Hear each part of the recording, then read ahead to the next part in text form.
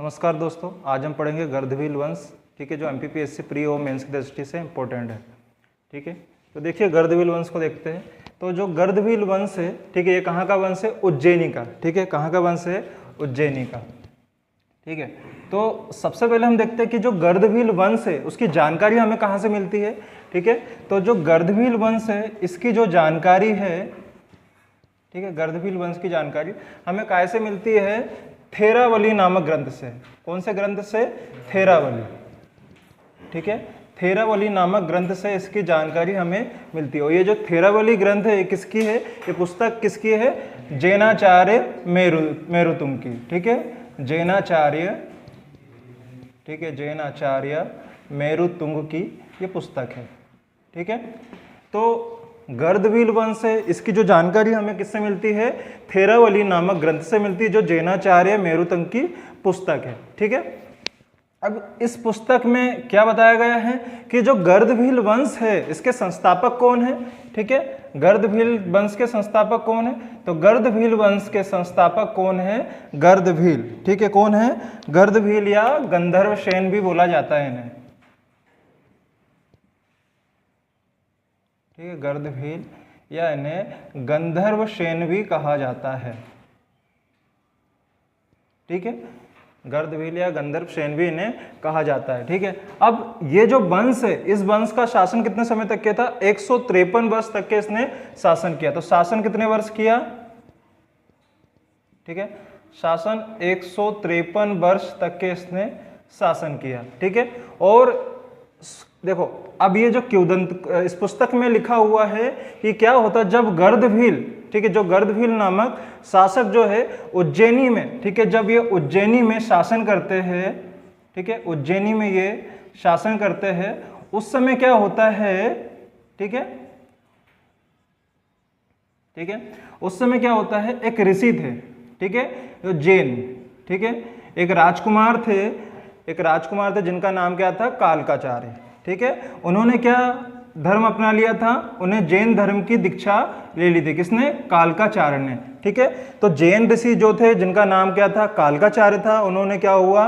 जैन धर्म की दीक्षा ले ली थी। अब जैन आचार्य है कालकाचार्य, इनकी जो सिस्टर थी, मतलब इनकी जो बहन थी, ठीक है, जिसका नाम क्या था? सरस्वती। ठीक है, जिसका नाम क्या था? सरस्वती।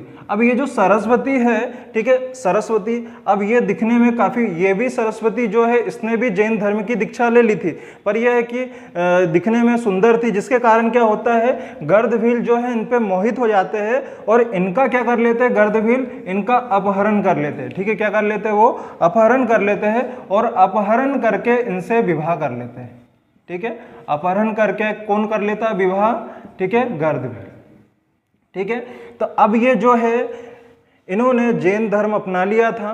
ठीक है, ये साध्वी थी, तो इससे जो है कालकाचार्य जो हो जाते हैं, क्रोधित हो जाते हैं। कौन? कालकाचार्य जो है क्या हो जाते हैं? क्रोधित हो जाते हैं। किन पे क्रोधित हो जाते हैं?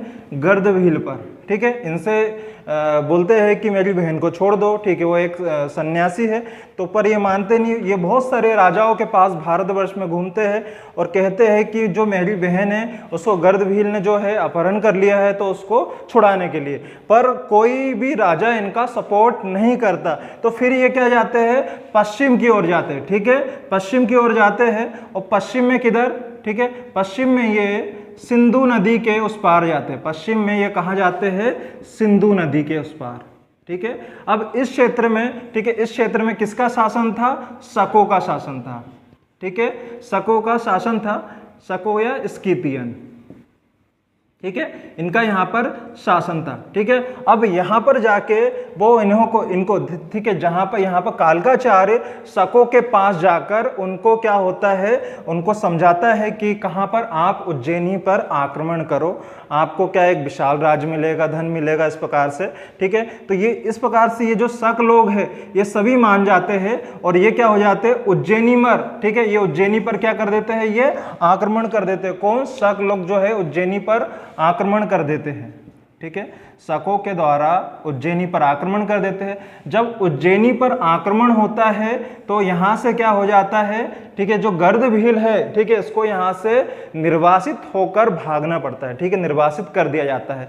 और उज्जैनी पर किसका अधिकार हो गया, अब उज्जैनी पर जो है किसका अधिकार हो गया, शकों का, ठीक है, उज्जैनी पर किसका अधिकार हो गया, शकों का अधिकार हो जाता है। और जो गंधर्व सेन है, ठीक है, जो गर्द भील है, ठीक है, वो क्या हो जाता है, निर्वासित हो जाता है, ठीक है, वो क्या हो जाता है, निर्वासित हो जाता है। अब इसके बाद क्या होता है, ठीक है, अब इसके बाद क्या होता है कि अब कालकाचार्य और सरस्वती, ठीक है, सरस्वती को जो है अब गंधर्व सेन के से अपहरण जो किया था उससे वो छुड़ा लेता है।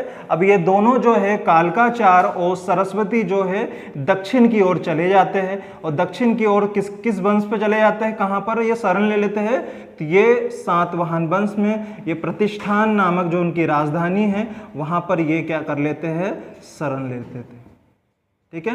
तो यहाँ पर आपने क्या देखा कि जो गर्दभील वंश है इसकी जानकारी हमें कैसे मिलती है, थेरावली नामक पुस्तक से, जो किसके द्वारा लिखी गई है, जैनाचार्य मेरुतुंग द्वारा लिखी गई है। बोला बताया गया है क्या है कि इसके संस्थापक कौन थे, गर्दभील। इनके बारे में बोला जाता है कि ये भील वंश का जो कबीला था उस कबीले के ये कौन थे, एक मुखिया थे भील वंश के, ठीक है, जो शुरुआत में जो उड़ीसा साइड पे भील लोग रहते थे, बाद में पश्चिम में भील लोग आ गए, ठीक है। अब इस वंश के बारे में बताया गया कि कुल कितने वर्ष शासन किया गर्दभील वंश ने, 153 वर्ष शासन किया। उस पर यह बताया गया कि गर्दभील जो है उज्जैनी के क्या थे, शासक थे, ठीक है। और ये उज्जैनी में जब शासन कर रहे थे उसी समय एक राजकुमार था जिसका नाम कालकाचार्य था, और उसने क्या किया था, जैन धर्म की दीक्षा ले ली थी। और उसकी बहन सरस्वती ये उज्जैन की ओर आए थे, ठीक है। तो उज्जैन आए तो इनकी जो सिस्टर थी, बहन थी, वो सरस्वती जो है दिखने में सुंदर थी, जिससे ये क्या हो गए, गंधर्व सेन जो है इनसे मोहित हो गए और इनका अपहरण करके इनसे विवाह कर लिए। पर इन्होंने जैन धर्म की दीक्षा ले ली थी, इस कारण से क्या हुआ, कालकाचार्य ने इनसे कहा कि मेरी बहन को छोड़ दो, वो माने नहीं, जिसका कारण क्या हुआ, उन्होंने आसपास कई राजाओं के पास गए, ठीक है, कि मेरी जो बहन है उसको छुड़वा दीजिए, ठीक है, गंधर्व से, इनकी कैद से। कोई सपोर्ट नहीं करता, कोई सहायता नहीं करता। तो ये कहाँ चले जाते हैं, कालकाचार्य पश्चिम की ओर चले जाते हैं और शकों से ये मदद लेते हैं। शकों के द्वारा किस पे आक्रमण कर दिया जाता है, गंधर्व सेन पर आक्रमण किया जाता है और उज्जैनी पर क्या कर लिया जाता है, अधिकार कर लिया जाता है। और फिर उसके बाद यहाँ से कौन, गंधर्व सेन निर्वासित हो जाते हैं और कालकाचार्य और सरस्वती दक्षिण की ओर शरण ले लेते हैं प्रतिष्ठान में, ठीक है। तो यहाँ तक क्या आप लोगों को क्लियर होगा, ठीक है। अब इसके बाद नेक्स्ट देखते हैं हम,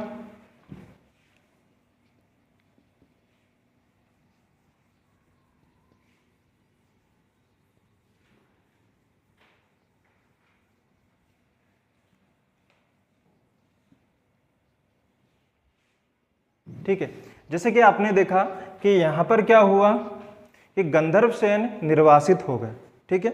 अब गंधर्व सेन निर्वासित हो गए तो क्या, देखो यह कई पुस्तकों में अलग अलग बताया गया, बोला जाता है कि 17 वर्ष बाद, मतलब ये कुछ समय बाद या 17 वर्ष बाद इनके पुत्र कौन, ठीक है, मतलब 17 वर्ष बाद, ठीक है, 17 वर्ष बाद, ठीक है, इनके पुत्र,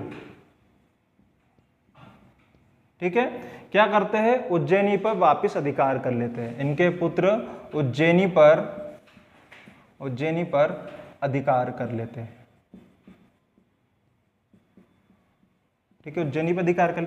अब इनके पुत्र कौन है, ठीक है, तो इनके पुत्र कौन है, विक्रमादित्य, ठीक है, इनके पुत्र कौन है, विक्रमादित्य, ठीक है। तो विक्रमादित्य जो है कौन है, गंधर्व सेन के या गर्दभील वंश के उत्तराधिकारी ये थे, ठीक है। तो विक्रमादित्य के बारे में बोला जाता है कि देखो इस वंश के ये कैसे शासक थे, प्रतापी शासक थे, ठीक है, इस वंश के कैसे शासक थे, ये प्रतापी शासक थे, ठीक है, जिन्होंने किसको पराजित किया, इन्होंने शकों को पराजित किया, ठीक है, इन्होंने शकों को पराजित किया, ठीक है, किसको पराजित किया, इन्होंने शकों को पराजित किया। और शकों को पराजित करने के बाद इन्होंने किसकी उपाधि धारण कर ली, शकारी, ठीक है, शकों को पराजित करने के बाद इन्होंने कौन सी उपाधि धारण की, शकारी, ठीक है। तो सकारी जो है इन्होंने उपाधि धारण करी, ठीक है, सकारी उपाधि इन्होंने धारण करी। अब शकों को पराजित करने के बाद इन्होंने एक संवत चलाया, एक कैलेंडर चलाया, ठीक है। कौन सा संवत था वो? विक्रम संवत, ठीक है। तो विक्रम संवत चलाया गया इनके द्वारा कब? 58 ईसा पूर्व, ठीक है, कहीं कहीं 57 ईसा पूर्व भी लिखा होता है, ठीक है। तो विक्रम संवत जो है इनके द्वारा चलाया गया, ठीक है। अब ये जो विक्रम संवत है, ठीक है, देखिए इसके बारे में देखते हैं कि विक्रम संवत को ही मालव संवत और कृत संवत भी बोला जाता है। क्या बोला जाता है विक्रम संवत को? मालव संवत, ठीक है, मालव संवत और कृत संवत बोला जाता है। अब कृत संवत क्यों बोला जाता है, मालव संवत क्यों बोला जाता है? देखो ये जो गर्दभील लोग जो थे ये मालवों की एक शाखा थी, ठीक है। तो ये मालवा क्षेत्र में शासन कर रहे थे, इसलिए क्या होता है, ये मालवों की शाखा थी, इसलिए वहाँ की जो जनता थी इसको मालव संवत भी बोलती थी, ठीक है। तो मालवों की शाखा के कारण, ठीक है। कृत संवत क्यों बोला गया है? कृत का अर्थ होता है शत्रु का नाश, शत्रु को नाश करने के बाद इन्होंने एक कैलेंडर जारी किए थे, इस कारण से इसको कृत संवत भी बोला जाता है, ठीक है। तो जिसपे कृत का अर्थ क्या होता है? शत्रुओं का नाश, ठीक है, शत्रुओं का नाश, कृत संवत। अब देखो अब क्या हुआ, बाद में जो राजा थे उनके नाम पर ज्यादा चर्चा होती थी, तो राजा को सर्वोच्च मान लिया गया, इसलिए उनके नाम से ही बाद में इसको विक्रम संवत बोला जाने लगा, ठीक है। तो ये इनके द्वारा, अब इनके साथ में देखो विक्रमादित्य जो है इनके ही दरबार में कौन थे? कालिदास, ठीक है, इनके दरबार में कौन थे? कालिदास, ठीक है। तो कालिदास भी जो है इनके दरबार में थे, ठीक है। तो ये कालिदास के क्या है? आश्रयदाता है, ठीक है, कालिदास से क्या है? आश्रयदाता है। अब बात करते हैं इनके बारे में कि देखिए जो इनके दरबार में 9 रत्न थे, इनके दरबार में कितने रत्न थे? 9, ठीक है। तो 9 रत्नों के आश्रयदाता भी कौन थे? विक्रमादित्य, 9 रत्नों के आश्रयदाता, ठीक है। जैसे कि कौन कौन देख लेते हैं हम, कुछ को के नाम, बरुरुचि, ठीक है, बेताल, ठीक है, और बताइए नाम? धनवंतरी, छपणक, शंकु, ठीक है, आदि लोग, ऐसे 9 लोग इनके दरबार में थे, ठीक है। अब बात करते हैं विक्रमादित्य, इनके बारे में कई जनश्रुतियां हैं, ठीक है, उस पर भी इनकी जानकारी मिलती है कि ये कहाँ के थे? शासक, उज्जैनी के शासक थे। जैसे कि जनश्रुतियों में इनकी जानकारी मिलती है, ठीक है, कौन कौन से मिलती है? सिंहासन बत्तीसी, ठीक है, सिंहासन बत्तीसी, ठीक है, बेताल पक्षीसी,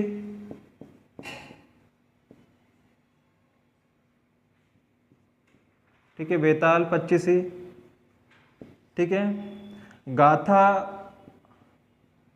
सरित सागर, ठीक है, आदि कई पुस्तकों में इनके बारे में जानकारी मिलती कि विक्रमादित्य ही उज्जैन के शासक थे, ठीक है। इनके बारे में जानकारी हमको यहाँ से मिलती है, ठीक है। और देखा जाए तो देखो बहुत सारे कई पुस्तकों में भी इनके बारे में बताया गया कि और इन्हीं के नाम पर कुल 14 शासकों ने विक्रमादित्य की उपाधि धारण की थी, ठीक है। तो इनके नाम पर 14 शासकों ने विक्रमादित्य की उपाधि धारण की, ठीक है, विक्रमादित्य की उपाधि धारण की, ठीक है, किनके नाम पर? विक्रमादित्य की, ठीक है। तो और एक जानकारी और हम देख लेते हैं कि जो विक्रमादित्य थे इनके एक और भाई थे, बड़े भाई थे, जिनका नाम क्या था? भर्तृहरि, ठीक है। तो भर्तृहरि को भी थोड़ा सा हम देख लेते हैं, ठीक है। तो इनके भाई जो थे विक्रमादित्य के, उनके भाई का नाम क्या था? भर्तृहरि, ठीक है। अब भर्तृहरि जो थे ये पहले क्या थे? उज्जैनी के शासक थे, ठीक है, उज्जैनी के शासक थे। इनकी पत्नी का नाम क्या था? पिंगला, ठीक है, पत्नी का नाम क्या था, पिंगला। ठीक है, अब पिंगला जो है, इस पिंगला के दुष्चरित्र के कारण, ठीक है, इनका जो चरित्र था दुष्चरित्र के कारण क्या हो जाता है, ठीक है, ये जो है सन्यास की ओर चले जाते हैं। ठीक है, इनका राजमोह जो है छूट जाता है। ठीक है, और इसी से संबंधित, भर्तृहरि से संबंधित कितनी 3 पुस्तकें हमें देखने को मिल जाती है। कौन सी पुस्तक है पहली, नीति शतक, ठीक है, और श्रृंगार शतक, ठीक है, और कौन सी पुस्तक लिखी है, वैराग्य शतक। ठीक है, तो ऐसी 3 शतक इनके द्वारा लिखी गई है। ठीक है, तो आपने क्या देखा, गर्दभील वंश देखा है। ठीक है, गर्दभील वंश में क्या देखा आपने, जानकारी थेरावली नामक पुस्तक से मिल जाती है। ठीक है, जो जैनाचार्य मेरुतुंग की है। संस्थापक कौन है, गर्दभील है। ठीक है, और कितने वर्ष तक के शासन किया इन्हें, 153 वर्ष शासन किया। ठीक है, और बोला जाता है कि जब ये शासन कर रहे थे उस समय कौन, जैनाचार्य कौन आ जाता है, कालकाचार्य। कालकाचार्य और उसकी बहन सरस्वती। अब सरस्वती को देखकर ये क्या हो जाते, मोहित, उससे विवाह करना चाहते तो उसका अपहरण कर लेते, पर एक वो साध्वी थी, तो क्या हुआ, फिर वो साध्वी को क्या कर लेते, अपहरण करके विवाह कर लेते। पर उनके जो भाई कालकाचार्य जो है इससे क्रोधित हो जाते हैं और वो उसका क्या करते हैं, इसका विरोध करते हैं। और विरोध के लिए वो क्या करते हैं, शकों को बुलाते हैं पश्चिम की ओर सिंधु नदी के पास से, और शकों के द्वारा इनको आक्रमण करके पराजय कर दिया जाता है। बाद में 17 वर्ष बाद कौन आते हैं, विक्रमादित्य आते हैं। ये प्रतापी शासक थे। ठीक है, इन्होंने शकों को पराजित किया, उपाधि सकारी धारण की, एक कैलेंडर जारी किया, विक्रम संवत जारी किया, जिसे मालव संवत और कृत संवत भी बोला जाता है। कालिदास इनके आश्रयदाता थे और इनके नवरत्न थे, बारूची, बेताल, धनपत्री, छपणक, शंखु और आदि। ठीक है, और इनके बारे में जो जानकारी हमें कहाँ से मिल जाती है, ठीक है, सिंहासन, बत्तीसी, बेताल, पक्षसी, कथा, सरीस सागर। ठीक है, और विक्रमादित्य ऑफ उज्जैनी नामक एक पुस्तक है। ठीक है, उस पर भी इनकी जानकारी मिलती है कि ये कहाँ के शासक थे, उज्जैनी के शासक थे। और इन्हीं के नाम पर, ठीक है, इन्हीं के नाम पर बाद में 14 शासकों ने क्या हुआ, विक्रमादित्य की उपाधि धारण की। ठीक है, हमने ये भी देखा कि इनके जो भाई थे उनका नाम क्या था, भर्तृहरि था। ठीक है, जो उज्जैनी के शासक थे। ठीक है, इनकी जो पत्नी क्या नाम था उनका, पिंगला। उसके दुष्चरित्र से के कारण क्या हुआ, उनका राजभंग जो है मोह हो गया। ठीक है, और वो उन्होंने उसके बाद क्या हुआ, वो सन्यास की ओर चले गए। इनके द्वारा 3 पुस्तक लिखी गई है, नीति शतक, श्रृंगार शतक और वैराग्य शतक। ठीक है, क्या देखा था, विक्रमादित्य को देखे। विक्रमादित्य के बाद, ठीक है, और बाकी कोई और शासक भी आए थे। कितने शासक थे विक्रमादित्य के बाद, ठीक है, तो विक्रमादित्य के बाद देखिए जहाँ पूरे टोटल इस गर्दभील वंश में 7 शासकों का उल्लेख मिलता है। ठीक है, इसलिए क्या बोला जाता है इन्हें, सप्त गर्दभील वंश बोला जाता है। इन्हें क्या बोला जाता है, सप्त गर्दभील वंश भी इन्हें बोला जाता है। ठीक है, सप्त गर्दभील वंश भी कहा जाता है। ठीक है, अब विक्रमादित्य के बाद कौन आता है, ठीक है, जो विक्रमादित्य नाम जो शासक थे उनके बाद कौन आता है विक्रमादित्य के बाद, ठीक है, तो विक्रमादित्य के बाद आता है विक्रमचरित।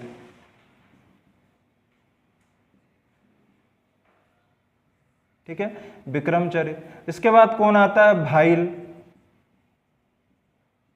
ठीक है, फिर इसके बाद कौन आता है, नाइल, और अंतिम शासक कौन है, नहाद्र। ठीक है, तो ये अंतिम शासक था नहाद्र।